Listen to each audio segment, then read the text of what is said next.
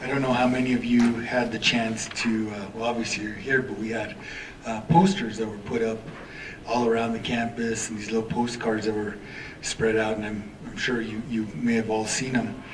This next piece is really, when I read it, was almost an inspiration in terms of the creation of that poster.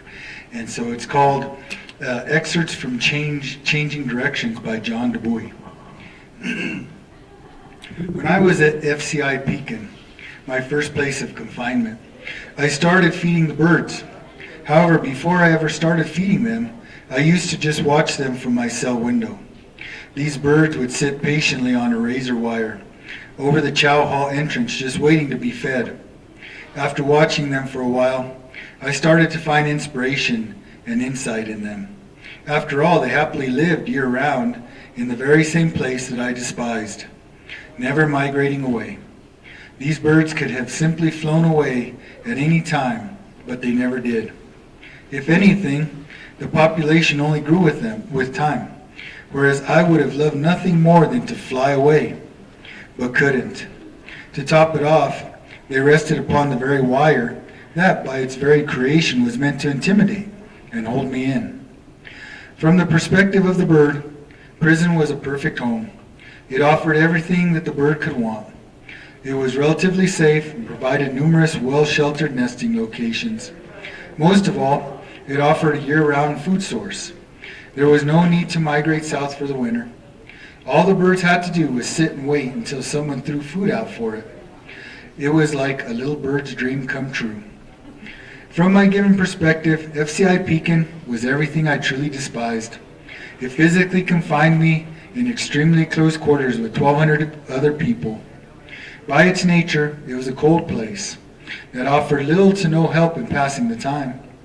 It kept me away from my family and those who I truly loved. It was anything but safe, and the food was horrible. But most of all, FCI Pekin was a living, breathing, daily reminder of my failings in my personal and family life. So, the more time I spent watching the birds, the more I started to realize that I had 5 years or so to do, and I couldn't change that. I couldn't change the food, the mattress, nor the people around me. As much as I tried, I couldn't speed up, slow down, change, or alter time in any way. My body was going to do this time regardless of what I thought about it. The only thing I could change was my given perspective on my situation. I came to realize that my time in prison was going to be for better or worse, whatever I came to make of it. I faced an important choice that day in my life. I could either be the inmate that I was or be the bird.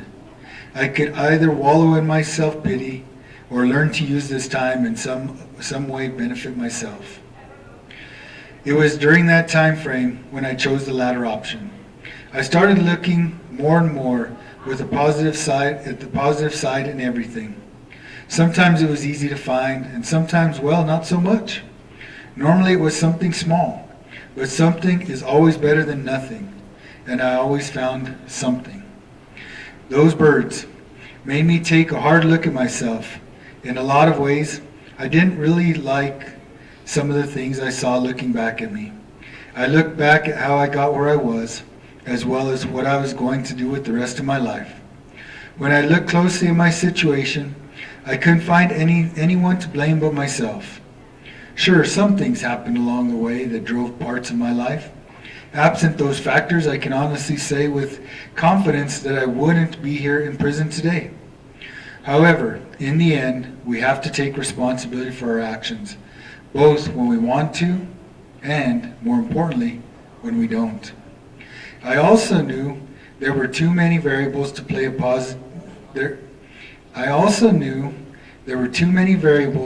at play to positively nail down a step-by-step path for the rest of my life.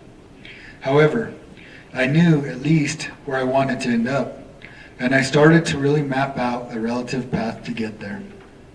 It was after this when I started taking bread from the chow hall to feed the birds. I guess it was my way of thanking them more than anything else. Sometimes the staff would stop me, sometimes they wouldn't. Fast forward 4 years or so, And now I'm at FCI Milan. And now I feed the ground squirrels.